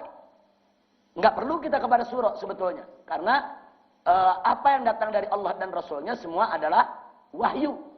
Tapi kenapa Nabi tetap mengajak sahabatnya musyawarah? Dalam rangka pendidikan. Nabi mendidik. Begini cara bermusyawarah. Nabi ajak musyawarah istrinya. Nabi ajak musyawarah anak-anaknya. Nabi ajak musyawarah daripada para sahabatnya. Sampai dalam pengambil keputusan perang. Nabi mengajak mereka musyawarah. Padahal Nabi nggak butuh musyawarah. Nabi dapat wahyu dari Allah. Apapun yang diputuskan oleh Nabi, sahabat sam'an wa ta'ah. Dan apa yang diputuskan oleh Nabi pasti benar, nggak mungkin salah. Nah tapi kenapa? Walaupun begitu kok Nabi bermusyawarah? Karena Allah yang perintahkan Nabi, ajarkan musyawarah. Sebab kalau sampai Nabi meninggal dunia nanti, sahabat nggak diajarkan musyawarah, dikit-dikit Nabi mutusin, dikit-dikit Nabi mutusin. Nanti sahabat akan mengira musyawarah nggak boleh. Itu berbahaya. Nabi masih hidup, ada Nabi yang bisa memutuskan. Kalau Nabi udah nggak ada, bisa bertikai orang kalau tidak ada, kalau tidak dibenarkan musyawarah. Karena itu Nabi didik. Apa pendidikan dalam musyawarah? Satu, musyawarah itu mendidik orang untuk berani mengeluarkan pendapat. Sahabat jadi berani mengeluarkan pendapat depan Nabi. Wah kalau nggak dididik, nggak ada sahabat berani berpendapat depan Nabi. Oh mereka semua sungkan di hadapan Nabi, nggak ada yang berani berpendapat. Tapi Nabi didik, ayo keluarin pendapat, keluarin pendapat. Mau pendapat itu Nabi terima kek, nggak diterima kek, keluarin pendapat. Jadi Nabi didik. Musyawarah itu satu, yaitu mendidik umat supaya berani mengeluarkan pendapat. Dua, sekaligus mendidik mereka supaya bisa berargumentasi dalam berpendapat. Kan mereka kalau mengeluarkan pendapat kan ditanya, apa alasannya? Apa tujuannya? Kenapa kau punya pendapat seperti itu? Kayak waktu Nabi lagi musyawarah untuk perang Uhud. Orang-orang tua ditanya, bagaimana? Mereka bilang, sudahlah ya Rasulullah, kita jangan sambut mereka di medan perang. Kita di Madinah aja bertahan. Tapi tanya kenapa? Akan kita pengalaman ya Rasulullah perang. Jumlah mereka sekarang lebih banyak daripada jumlah di Badar. Jumlah kita nggak memadai. Hitung-hitungan perang, kekuatan kita di bawah kekuatan mereka. Kalau kekuatan kita di bawah, ya kita bertahan. Itu kan alasan namanya. Nah, sementara yang muda-muda bilang enggak, kita maju aja ya Rasulullah, jangan diam di Madinah. Kita lawan mereka di medan tempur. Nabi tanya kenapa? Mereka kasih alasan. Kan tujuan kita perang bukan sekedar menang. Tapi tujuan kita perang kan dapat ridha Allah. Enggak apa-apa kalau di Uhud kita mesti kalah. Kalaupun kita mati syahid, kita masuk surga. Masing-masing punya alasan. Artinya Nabi ngedidik mereka. Silakan berpendapat, silakan berargumentasi.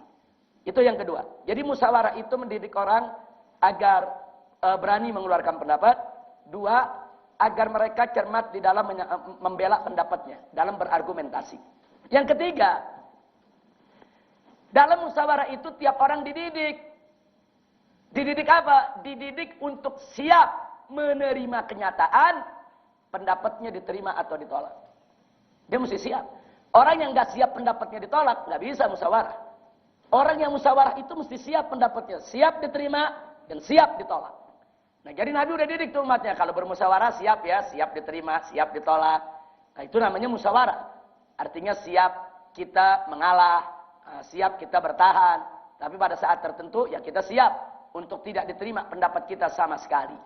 Nah, itu pendidikan. Nah, nggak sampai di situ.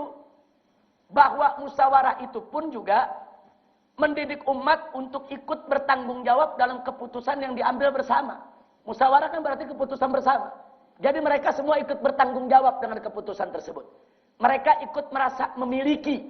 Oh ini bukan hanya putusan imam, ini putusan kita bersama. Berarti kita mesti kerjakan bersama. Nah di samping itu musyawarah juga membangun loyalitas. Tadi barusan membangun rasa memiliki. Nah kalau orang sudah memiliki itu akan membangun rasa tanggung jawab. Dia ikut bertanggung jawab karena dia ikut musyawarah dalam memutuskannya. Di samping itu musyawarah membangun loyalitas yang dipimpin kepada pemimpin. Pemimpin kalau sering ngajak musyawarah kepada mereka yang dipimpin, itu akan lebih dihargai, lebih dihormati. Jadi pasukannya akan mengatakan, merasa diri mereka dimanusiakan. Ditanya pendapatnya, diterima kalau bagus, ditolak secara santun kalau jelek. Dia merasa dia dimanusiakan. Dia merasa dia bukan cuma robot yang cuma jadi bodyguard saja. Nah jadi ini pentingnya musyawarah. Jadi Nabi sudah bangun bangunan musyawarah. Nah saat ujiannya Nabi meninggal. Mampu gak umat mempraktekkan musyawarah yang sudah diajarkan oleh Nabi? Dan Nabi yakin sahabatnya mampu untuk melakukan musyawarah. Makanya dibiarkan. Nah jadi kalau ada yang mengatakan kayak barusan. Kan kalau Nabi tunjuk lebih bagus, nggak ribut. Belum tentu juga. Belum tentu juga. Itu kan dugaan kita. Itu kan dugaan kita. Itu kan analisa kira-kira kita. Tapi kan takdir kan nggak bisa kita duga model begitu. Nah karenanya saya kasih contoh pada saat Allahumma salli ala Sayyidina Muhammad wa ala ali Sayyidina Muhammad. Kalau nggak salah Abu Sufyan yang bicara kepada Abbas, kepada paman Nabi. Jadi Abu Sufyan mengatakan, ya Abbas, ini Nabi lagi sekarat ini. Ini penyakitnya nggak main-main ini. Apakah udah tanya, siapa nih nanti yang akan mimpin kalau Nabi tiada? Apa jawab Abbas? Sudahlah, nggak usah ditanya. Kalaupun nanti Nabi menentukan kepada satu golongan, belum tentu juga nanti masyarakat terima begitu aja. Biarkan aja. Nggak usah kita minta kepada Nabi. Jadi maksudnya Abu Sufyan minta ke Nabi. Minta, ya Rasulullah tunjuk. Nanti kan Rasulullah akan tunjuk keluarganya dari Quraisy. Nah, ditolak oleh Abbas. Jangan. Biarkan aja. Jangan kita mempengaruhi Nabi. Artinya kita lihat di sini, Abbas paman Nabi itu sudah mencium. Kalau Nabi nggak menginginkan itu dengan penunjukan. Tapi Nabi ingin lempar itu musyawarah ke umatnya. Dan Nabi yakin kalau umatnya mampu bermusyawarah. Bagaimana Nabi nggak yakin? Nabi yang didik. Abu Bakar, Umar, Utsman, Ali. Nabi yang didik langsung. Nabi lihat dengan mata bagaimana ilmu mereka. Bagaimana akhlak mereka. Bagaimana iman mereka. Apa iya nggak bisa musyawarah? Dan ternyata betul. Begitu Nabi wafat. Mereka musyawarah. Dan musyawarah itu pun akhirnya melahirkan kepemimpinan Al-Khulafa Ar-Rasyidin. Nah, jadi artinya kalau ditanya, apa hikmahnya? Hikmahnya besar. Dengan Nabi tidak menunjuk, akhirnya musyawarah itu jadi hidup. Dan hidup sampai hari kiamat. Nah, itu diantaranya. Kalau menyangkut soal musyawarah. Terus pertanyaan yang berikut. Dan barusan sudah dua terjawab. Pertama, apa hikmahnya? Kedua, kenapa Nabi nggak tunjuk langsung? Nah, yang ketiga. Oh iya. Baik, saudara Ahlus Sunnah wal Jamaah sepakat bahwa apa yang terjadi di antara para sahabat, sekalipun terjadi peperangan, semua adalah hasil ijtihad. Jangan melihat perangnya, tapi kita lihat kenapa mereka perang. Kita kan kalau mau tahu itu ijtihad atau bukan ijtihad, kita mesti menyelidiki kenapa mereka perang. Mereka berperang masing-masing punya alasan. Sayyidina Ali berperang punya alasan untuk meredam, yaitu kerusuhan, supaya beliau bisa menegakkan hukum sebagaimana mestinya. Ijtihad. Berarti Sayyidina Ali nggak bisa disalahkan dong. Memerangi mereka-mereka yang melakukan pemberontakan. Nah kemudian mereka yang melakukan pemberontakan, mereka didorong oleh semangat untuk membela Sayyidina Utsman. Mereka merasa Sayyidina Utsman ini terzalimi. Kurang ngajar ini mereka yang berontak. Nah sementara yang berontak ini liciknya sembunyi di balik pasukan Sayyidina Ali. Mereka sembunyi di Madinah.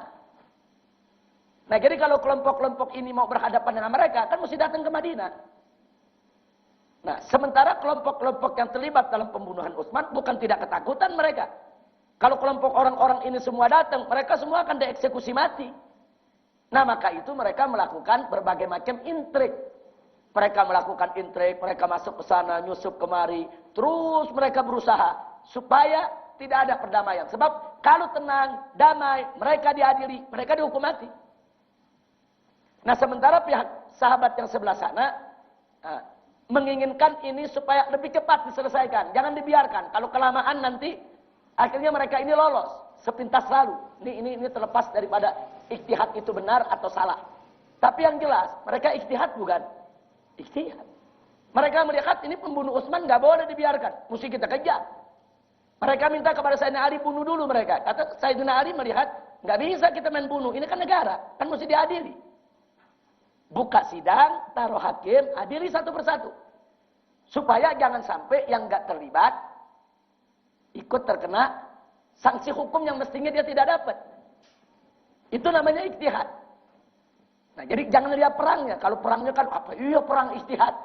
Sebab dari terjadinya perang itu sendiri adalah ijtihad. Nah, dan Ahlus Sunnah sepakat, ijtihad Ali benar. Enggak ada Ahlus Sunnah yang bertentangan. Ahlus Sunnah semua sepakat bahwa ijtihad Sayyidina Ali benar. Sampai hari ini pun Ahlus Sunnah mengatakan, ya kalau hukum mau tegak ya mesti aman. Nah, apa boleh sekarang kalau ada pembunuhan, umpamanya si A bunuh si B, terus dihukum kisos tanpa pengadilan, apa boleh? Nggak boleh. Dalam hukum Islam nggak boleh. Ya nyawa memang mesti dibayar nyawa, tapi nggak boleh. Si A bunuh si B. Tahu-tahu anak si B balas dendam main bunuh aja si A. Nggak pakai pengadilan. Nggak boleh. Walaupun betul dia berhak untuk dihukum mati. Nah tapi semua harus lewat proses pengadilan, termasuk pembunuh Utsman harus lewat proses pengadilan. Bagaimana pengadilan bisa kerja kalau di mana-mana rusuh? Nah, jadi makanya Ahlussunnah mengatakan ijtihad Sayyidina Ali benar. Memang harus tenang dulu negeri, baru tegakkan hukum. Sayyidina Ali tidak salah. Tidak ada satupun ulama Ahlussunnah yang menyalahkan Ali. Dan mereka sepakat ketika itu. Siti Aisyah salah dalam ijtihadnya, Zubair salah, Tolha salah. Tapi mereka sudah mengakui kesalahan mereka. Dan mereka minta maaf kepada umat. Dan mereka beristighfar. Udah nggak ada masalah. Maghfurun lahum. Jadi, dan ijtihad itu sendiri kan, kalau benar dapat 2, kalau salah dapat 1. Nah, Muawiyah pun pada akhirnya seperti kita cerita tadi, setelah Sayyidina Ali meninggal, begitu memimpin akhirnya nggak mampu juga mengadili mereka-mereka yang membunuh Utsman, nggak mampu, nggak bisa digelar pengadilannya. Karena masalahnya memang sudah berlarut-larut, udah semerawut, akhirnya udah terjadi fitnah di mana-mana, akhirnya diakui. Ternyata Ali yang benar.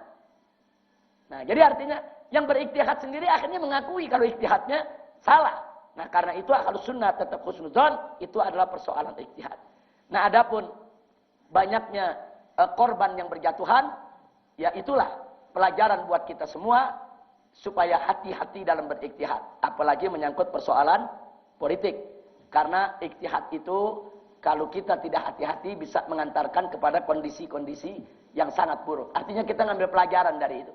Nah, kemudian dalam peristiwa Jamal umpamanya, itu korban-korban yang meninggal dunia, Sayyidina Ali mensolatkan semua. Bukan pasukannya aja yang disolatin. Lawannya pun juga disolatin, dikubur bareng-bareng, didoakan, diistighfarkan. Artinya apa? Inilah yang disebut fitnah. Makanya disebut hurubul fitnah. Nah, jadi kalau disebut fitnah, ya ujian memang. Ujian besar untuk umat Islam ketika itu. Nah, kalau mereka sudah melampaui ujian, ada yang lulus, ada yang nggak lulus. Nah, jangan sampai kita sekarang ini yang alhamdulillah, kita kan nggak terlibat. Kita nih hidup di zaman ini, alhamdulillah tangan kita bersih, nggak ikut ngebunuh sahabat Nabi. Alhamdulillah ketika itu kita nggak jadi musuh Sayyidina Ali dan juga nggak jadi musuh sahabat yang lain. Jangan juga di sini mengatakan, wah kalau saya saat itu hidup, saya akan bela Sayyidina Ali, saya akan lawan Muawiyah. Belum tentu. Jangan-jangan kalau anda ada dulu justru anda jadi musuh Sayyidina Ali. Nah, kan kita kan nggak tahu, kita tahunya kan sekarang kalau Sayyidina Ali tidak salah. Kita tahu Sayyidina Ali tidak salah setelah kejadian kan. Setelah kejadian kita pelajari dengan data-data, oh ternyata Ali tidak salah. Tapi saat kejadian, siapa yang tahu? Semua mengklaim benar. Siti Aisyah mengklaim dirinya benar. Sayyidina Ali mengklaim dirinya benar. Muawiyah mengklaim dirinya benar. Tapi setelah berlalu, Siti Aisyah mengakui Ali yang benar. Setelah berlalu, Sayyidina Ali wafat, Muawiyah juga mengakui Ali yang benar. Dan di zaman ini, setelah begitu panjang kita mempelajari semua data, akhirnya ulama Ahlussunnah mengakui ternyata Ali yang benar.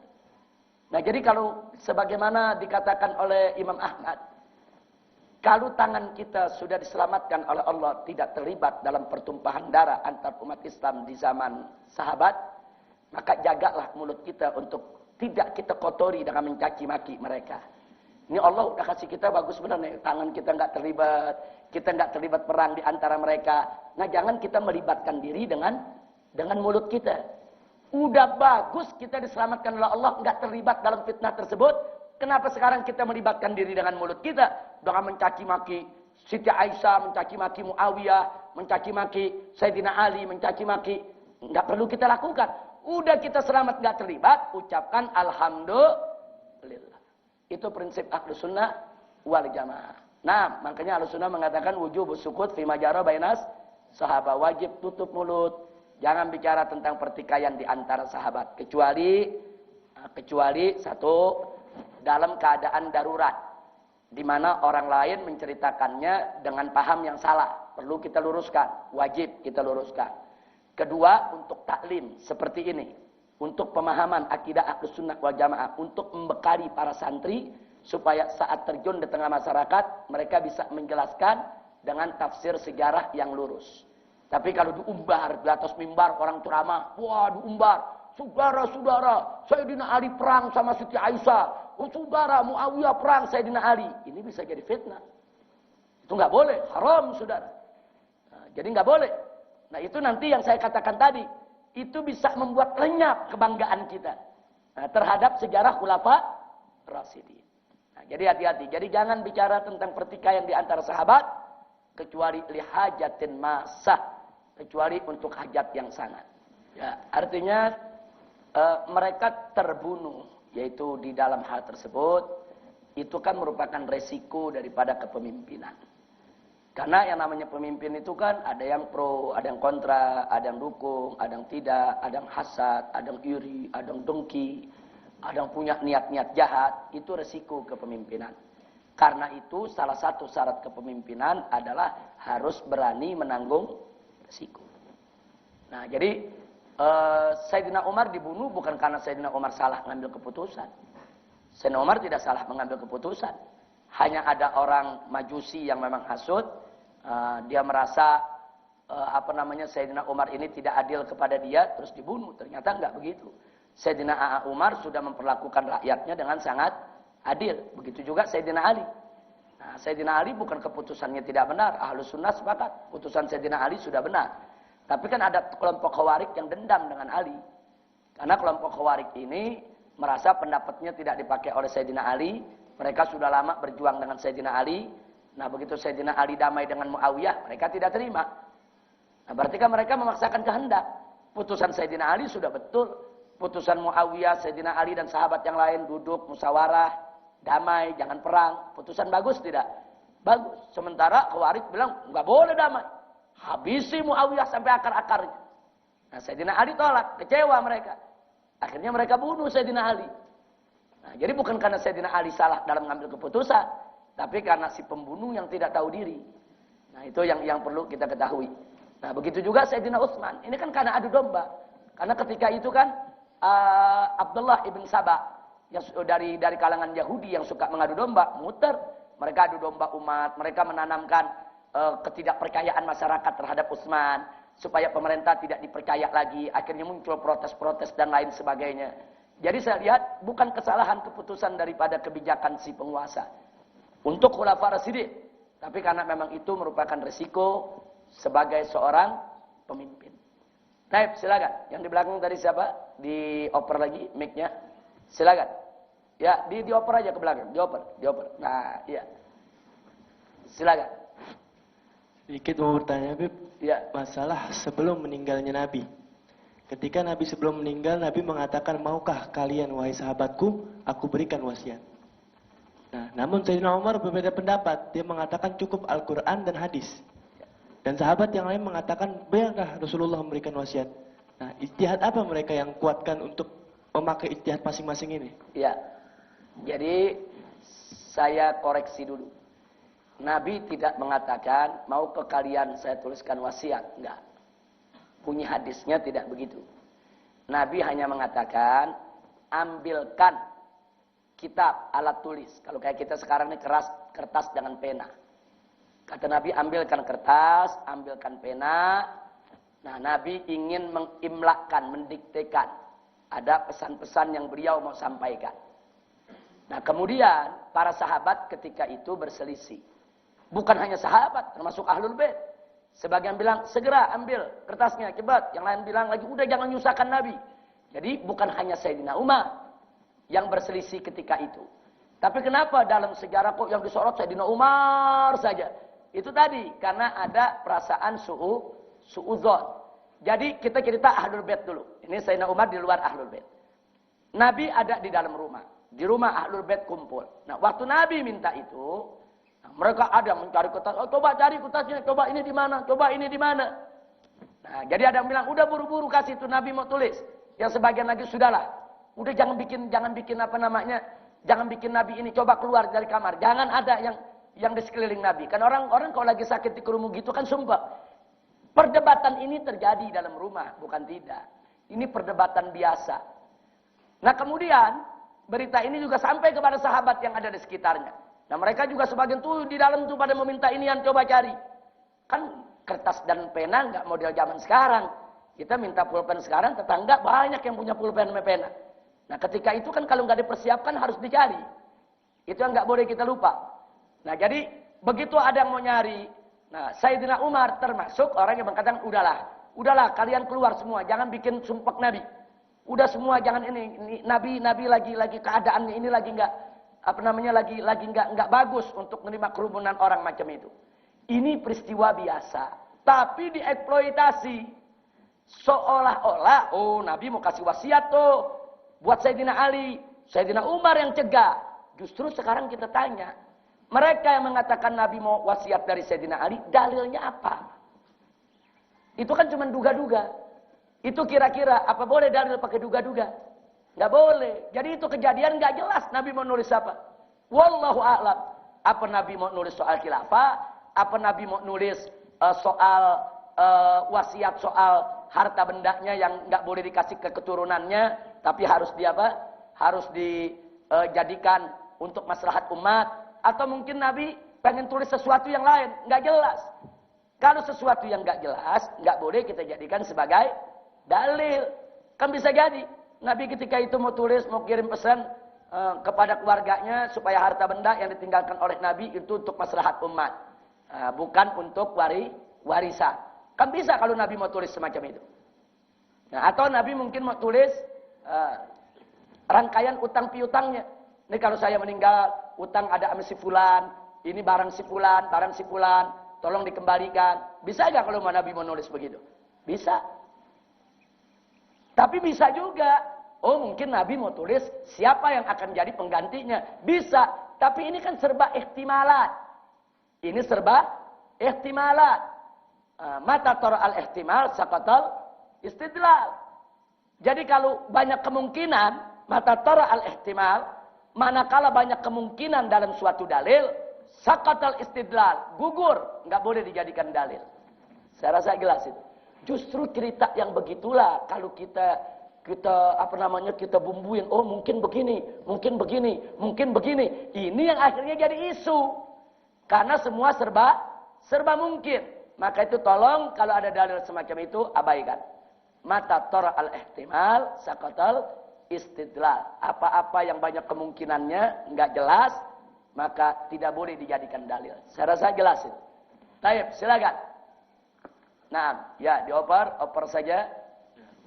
Assalamualaikum warahmatullahi wabarakatuh. Waalaikumsalam warahmatullahi wabarakatuh. Sebagaimana yang tadi Habib paparkan tentang sejarah bahwa ada beberapa sahabat yang tidak membaiat Khalifah Sayyidina Abu Bakar Siddiq radhiyallahu anhu hingga akhirnya. Iya. Kemudian ada sebuah hadis yang diriwayatkan oleh, kalau tidak salah itu Imam Muslim, yang mengatakan bahwa yang tidak membaiat khalifah itu kemudian mati, maka matinya itu dalam keadaan jahiliyah.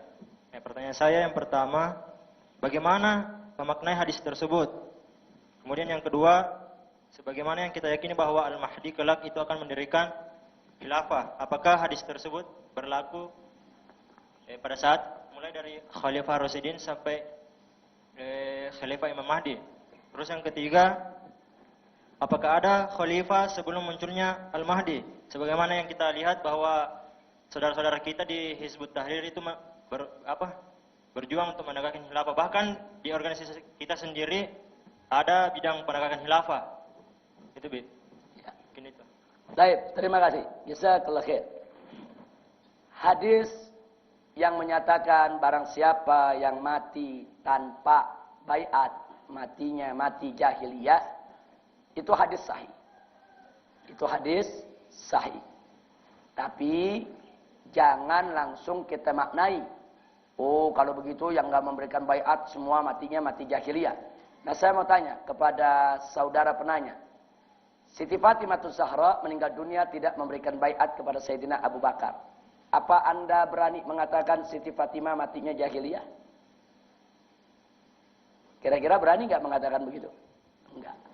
Beberapa orang Ansor tidak memberikan baiat kepada Sayyidina Abu Bakar. Ansor dipuji oleh Allah dalam Al-Quranul Karim.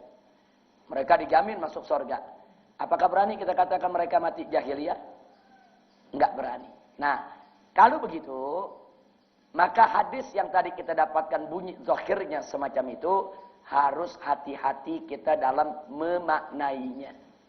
Nah, artinya siapa itu orang yang mati dalam keadaan jahiliyah kalau mereka tidak memberikan baiat kepada khalifah? Mereka-mereka yang tidak memberikan baiat tanpa alasan syar'i yang benar. Dan mereka-mereka yang tidak memberikan baiat karena memang punya etikat untuk mengganggu kekhilafahan tersebut. Orang-orang semacam inilah yang matinya mati jahiliyah. Tapi kalau mereka tidak memberikan baiat, bukan mengganggu. Mereka enggak memberikan baiat, mereka punya pertimbangan syar'i yang lain. Atau mereka enggak memberikan baiat seperti Abdullah ibn Umar. Itu pada akhirnya setelah masa kepemimpinan Sayyidina Ali berlalu, Abdullah ibn Umar ini uzlah. Enggak mau memberikan baiat kepada siapapun. Sampai akhir hayatnya. Artinya dia enggak memberikan baiat karena pertimbangan syar'i. Dia enggak mau ikut campur politik. Biarlah politik yang lain aja yang ngurus. Yang penting saya doain biar negara ini bagus jalannya. Berarti dia enggak mengganggu khilafah kan.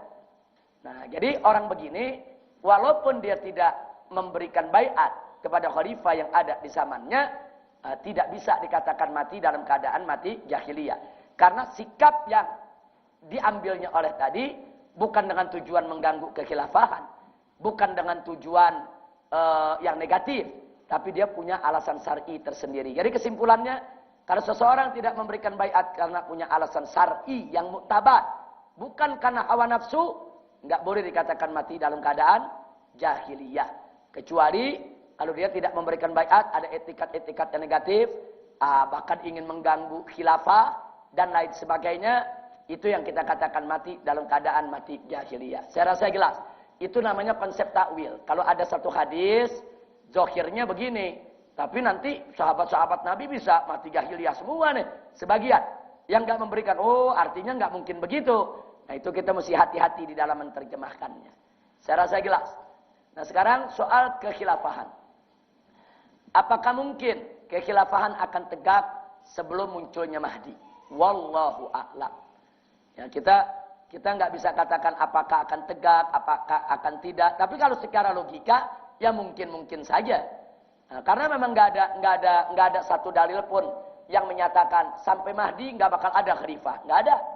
Dan nggak ada juga dalil yang mengatakan sebelum Mahdi datang akan ada khalifah, nggak ada. Nah, madam tidak ada ketentuan, maka secara logika, secara aklian bisa-bisa saja khilafah itu tegak, bisa juga tidak. Wallahu a'lam. Tapi kalau penegakan khilafah Mahdi itu pasti. Kalau Mahdi itu pasti, bukan mungkin. Pasti akan tegak. Tapi kalau sebelum Mahdi, sekarang ini, apakah ada khilafah? Wallahu a'lam. Mungkin ada, mungkin tidak. Itu satu. Nah yang kedua, tentang saudara-saudara kita di Hizbut Tahrir. Yang luar biasa. Perjuangan di dalam sosialisasi soal khilafah. Nah, saya pikir kalau soal khilafah, Ahlus Sunnah tidak ada perbedaan pendapat. Khilafah itu harus tegak. Khilafah itu mesti ada. Hanya saja Ahlus Sunnah berbeda pendapat di dalam menyikapi al-waqi'iyah. Kenyataan-kenyataan yang ada saat ini. Oh, umat Islam terpisah-pisah. Ada negara Saudi, negara Irak, negara Iran, negara Indonesia, negara Malaysia pecah menjadi negara-negara. Ini kan namanya fakta, kenyataan. Kenyataannya semacam ini, realita. Nah, pertanyaannya, sementara negara Islam ini terpecah seperti ini, khilafah belum tegak, apakah kepemimpinan ini tidak sah? Itu jadi perdebatan tinggi. Sebab kalau kepemimpinan ini semua dianggap tidak sah, semua berdosa. Nah, ini yang menjadi kajian para fuqaha. Akhirnya banyak fuqaha mengatakan nggak apa-apa. Masing-masing negeri punya pemimpin, masing-masing negeri punya pemimpin, tapi dengan syarat mereka terus membangun kerjasama supaya ke depan nanti mereka mudah disatukan. Supaya ke depan nanti mereka menyatu di bawah satu khilafah yang alami. Nah, ini yang jadi perdebatan. Nah, kemudian muncul lagi perdebatan. Bagaimana kalau negara Islam ada yang pakai sistem demokrasi seperti Indonesia? Nah, apa boleh kita terlibat di dalamnya? Nah, di sini ada perbedaan. Ada kelompok saudara kita mengatakan nggak boleh. Kita harus konfrontasi, harus kita lawan. Tapi sebagian saudara kita bilang, ya demokrasi ini memang nggak boleh. Tapi realitanya saat ini yang ada pilihan di depan kita demokrasi. Kalau kita tidak manfaatkan, tidak kita tunggangi, kita tidak masuk ke dalamnya, nanti musuh Islam yang pada masuk. Nanti musuh Islam yang ngatur negara ini. Nanti madaratnya akan lebih besar. Sementara dalam kaidah fikih kan ada dinyatakan, yaitu wujubul amal bi akhfid dororin. Beramal dengan doror yang lebih lebih kecil. Akhirnya sebagian saudara kita, boleh, nggak apa-apa masuk ke parlemen. Tapi dengan syarat, jangan dia menghalalkan demokrasi. Dia hanya masuk lid darurah, lil haja. Nah ini yang diperdebatkan. Ini yang diperdebatkan. Tapi kalau soal khilafah, ulama sepakat. Khilafah harus ditegakkan. HTI betul. Memang khilafah itu harus ditegakkan. Nah cuma memang ada perbedaan antara FPI dengan HTI. HTI punya proposal untuk pendirian khilafah. Memang sangat idealis, sangat bagus. Itu tidak kita pungkiri. Sangat idealis, sangat bagus. Memang seperti itu yang kita inginkan. Hanya saja kita di Front Pembela Islam menginginkan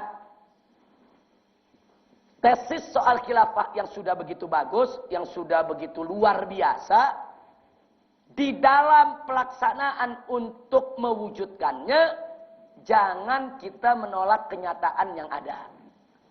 Artinya begini, jangankan menyatukan seluruh dunia Islam di bawah satu khilafah, menyatukan Malaysia sama Indonesia aja setengah mati.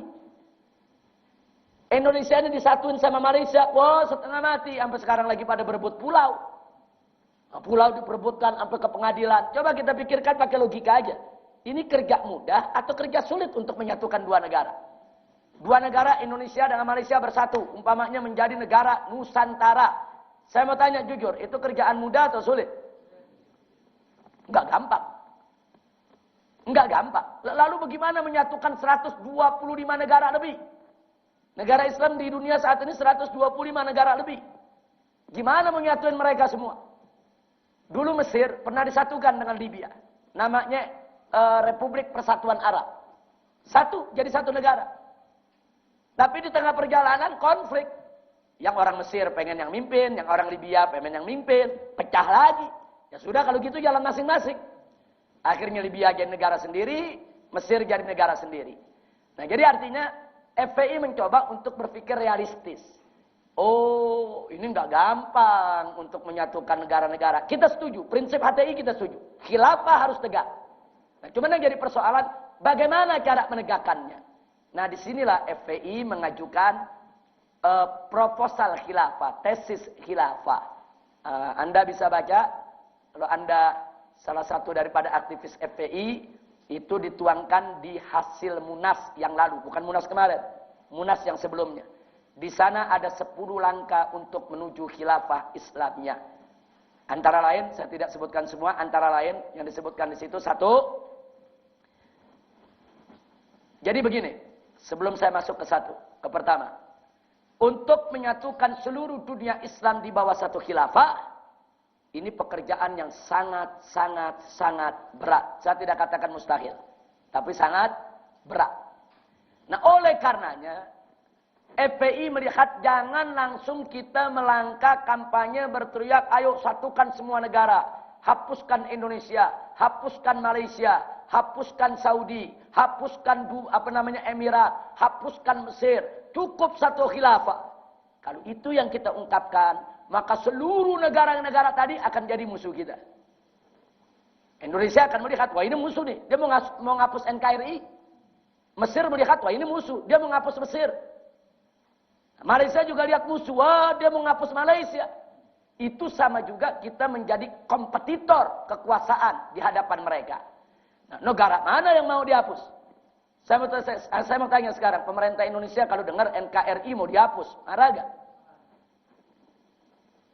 Saya mau tanya sekarang, kalau Mesir, dengar nih pemerintahnya, ada gerakan mau hapus Mesir. Kira-kira marah gak? Semua negara marah. Kalau kita berteriak seperti itu, semua negara akan jadi musuh kita. Nah, karena itu FPI melihat jangan menjadikan negara-negara Islam ini sebagai musuh kita dalam perjuangan. Nah, caranya bagaimana? Satu, kita ajak mereka, yuk mari negara-negara Islam, kalian silakan jadi pemimpin di negeri masing-masing. Tapi ayo dong, kita bersatu untuk membentuk mata uang bersama. Bikin mata uang bersama. Jangan Malaysia pakai ringgit, Indonesia pakai rupiah, kemudian Saudi pakai real. Nah, kemudian beberapa negara Arab, yaitu pakai dinar, pakai dirham. Ayo dong kita satu. Eropa bisa. Eropa itu negaranya bukan satu, ada euro. Untuk seluruh negara Eropa pakai euro. Kenapa Eropa yang negara kafir bisa, kok negara Islam nggak bisa? Ayo kita pakai. Dan di mana hikmahnya? Kalau seluruh negara Islam bersatu dengan satu mata uang kita nggak kalah dengan dolar. Sekarang ini euro di atas dolar, karena dia bersatu. Dolar nggak bisa berkutik depan euro. Anda kata bersatu negara-negara Islam, ciptakan satu mata uang. Apalah namanya? Apa dinar, apa dirham, atau apalah namanya. Tapi bersatu.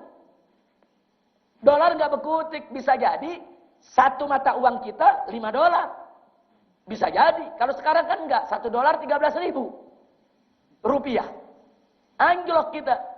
Nah ini bukan mustahil. Ini kerjaan banyak negara yang mau. Malaysia sudah mau. Nah, kemudian beberapa negara seperti Iran, Irak, Mesir sudah mau. Ini kan tinggal disatukan. Kalau mereka disatukan di dalam OKI, Organisasi Konferensi Islam, kemudian mereka rumuskan bagaimana supaya negara Islam punya mata uang bersama, itu berarti menuju ke arah khilafah. Itu dulu. Jadi FPI itu punya proposal, kita dorong itu dulu. 1, 2. Contoh saja. Bagaimana supaya negara Islam bersatu? Ayolah negara Islam kumpul supaya umat Islam dari masing-masing negara kalau mau berkunjung ke negara Islam lainnya dipermudah, bebas visa. Kayak kita nih sekarang, kita ke Malaysia kan gampang. Nah, kita kalau negara ASEAN ini udah bebas visa. Nah, kita jalan di airport udah langsung dapat visa, nggak sulit. Tapi kita mau ke Saudi dapat visa setengah mati. Kita ke Mesir mau dapat visa setengah mati. Di situ aja kita belum bersatu. Nggak usah menyatukan negara dulu lah. Bagaimana orang Indonesia ke Mesir gampang. Bagaimana orang Mesir ke Indonesia gampang. Bagaimana orang Indonesia nih ke Pakistan gampang. Bagaimana Pakistan ke Indonesia gampang. Jadi kita bebas visa. Kalau perlu nggak perlu paspor. Dan itu terjadi di Eropa. Negara-negara Eropa hanya dengan menggunakan kalau kayak kita KTP itu bisa keliling Eropa. Naik kereta. Mereka pakai itu KTP, mereka lalui seluruh negara Eropa. Nah kok negara kafir bisa, kita enggak. Padahal kan negara Eropa sendiri-sendiri. Inggris sendiri, Jerman sendiri, Prancis sendiri, Spanyol sendiri, Italia sendiri, Belgia sendiri. Mereka semua negara-negara sendiri. Tapi dalam urusan mata uang, mereka satu, euro. Dalam urusan visa, mereka satu, bebas visa. Orang Eropa mau ke negara Eropa mana aja bebas. Nah, saya mau tanya, kalau orang Indonesia bebas ke Malaysia, bebas ke Brunei, bebas ke Pakistan, bebas ke negara Arab, kira-kira bagus tidak? Ini yang kita dorong. Nah, mendorong ini enggak menjadikan kita kompetitor bagi para pemimpin negara. Pemimpin negara melihat, oh ini saran bagus, ini bisa menjalin hubungan lebih baik. Kita tidak merebut, enggak usah hapus Indonesia, enggak usah hapus Pakistan, enggak usah hapus Mesir. Ini yang jadi persoalan. Kawan-kawan kita di HTI, bagus dia punya konsep. Nah, tapi grassroots yang dibawa kadang-kadang suka melontarkan begitu. NKRI mesti dihapus. Indonesia nggak boleh ada. Pakistan nggak boleh ada. Saudi nggak boleh ada. Semua jadi satu negara. Nah kalau pemerintah dengar bagaimana? Wah ini mau hapus Indonesia nih. Dijadikan musuh. Nah itu contoh yang kedua. Contoh yang ketiga. Saat ini orang Indonesia mau kawin di Malaysia setengah mati. Orang Malaysia mau kawin di Indonesia setengah mati. Kenapa nggak dipermudah? Pokoknya sesama negara Islam yang dari sini mau kawin di negeri ini, yang ini mau kawin di negeri ini, dipermudah. Ini yang mesti didorong. Yang keempat, di Eropa itu mereka punya parlemen bersama. Jadi Inggris punya DPR, Belanda punya DPR, Italia punya DPR. Nah, DPR ini mengirim utusan. Mereka membentuk parlemen Eropa. Jadi parlemen Eropa kalau sudah berkumpul, seluruh negara Eropa ada. Dahsyat, ini orang kafir bisa bersatu begitu. Padahal beda-beda negara. Kenapa kita negara Islam nggak bisa? Yang kelima, kita lihat, ini orang-orang kafir nih. Mereka bersatu dalam apa? Dalam pertahanan militer. Mereka bentuk NATO. Satu aja negara Eropa diganggu, NATO turun semua. Inggris diganggu, Belanda kirim tentara, Italia kirim tentara, Spanyol kirim tentara, digebuk dan ngeganggu. Mereka punya kapal induk, mereka punya pesawat, mereka punya amunisi. NATO itu pertahanan militer rame-rame. Sampai hari ini negara-negara Islam nggak bisa ngebentuk fakta pertahanan militer. Kenapa kita nggak bentuk bersama? Kalau kita bentuk bersama, sebentar Israel bisa kita usir. Ini makanya jalan kita menuju khilafah ini nggak gampang. Boro-boro mau khilafah, ini kerja soal pisah aja. Kita nggak mau bersatu. Kita khilafah belakangan dulu lah. Ini dulu. Ini kalau bisa nih. Umat Islam semua negara. Saudi, Mesir, Libya, Indonesia, Malaysia. Semua bersatu. Punya tentara. Rame-rame patungan beli kapal induk. Rame-rame patungan beli semua persenjataan. Mana berani Amerika sembarangan ganggu negeri Islam. Jadi kalau ada negeri Islam bermasalah, negara kafir nggak usah masuk. Cukup negara Islam yang masuk. Tentara gabungan dari seluruh negara Islam masuk. Amankan. Nggak ada sampai saat ini. Eropa punya sejak dulu. Mereka kompak di NATO. Nah dulu Eropa Timur juga punya, yaitu Warsawa. Nah, tapi udah bubar sekarang. Tapi yang Eropa, yang saat ini ada mata uang mereka satu, euro. Parlemen mereka bersatu. Kemudian visa mereka mudah. Kemudian antar bangsa Eropa mau kawin dipermudah. Orang Perancis mau kawin di Italia, Italia mau kawin di Spanyol, Spanyol mau kawin di Inggris. Semua serba mudah. Bahkan perjalanan antar negara mereka nggak perlu pakai paspor. Cukup mereka pakai KTP udah bisa melintasi sekian belas negara Eropa. Dan mereka bikin persatuan untuk fakta pertahanan militer yang bernama NATO. Mereka saling membela satu sama lainnya. Kenapa negara Islam nggak buat itu? Baik, yang berikutnya lagi. Negara-negara Eropa ini juga luar biasa. Mereka di dalam kontrol telekomunikasi mereka bersatu. Mereka jaga, mereka punya satelit. Mereka jaga. Nah, supaya nggak disadap sama Amerika, nggak disadap sama negara-negara lain. Mereka bersatu. Nah, umat Islam, negara-negara Islam nggak bersatu. Masing-masing beli satelit sendiri. Indonesia beli satelit Palapa. Yang bikin Amerika. Yang operatornya Amerika. Yang jalanin Amerika. Akhirnya presiden telepon, disadap sama Amerika. Kan musibah. Presiden kita disadap handphonenya. Berapa kali terjadi dari zaman Habibie. Sampai rekamannya diperdengarkan. Bisa kita bayangkan kalau presiden dia punya komunikasi bisa disadap. Bagaimana kita semua? Nah, mestinya negara-negara Islam bersatu. Punya satelit termahal. Patungan. Tutup ini. Yang namanya seluruh dunia Islam dengan satu satelit mereka berkomunikasi. Bisa kalau mau. Modalnya banyak kok. Saudi punya duit. Negara-negara Arab kaya raya. Malaysia juga ekonominya maju. Nah ini nggak dijalankan.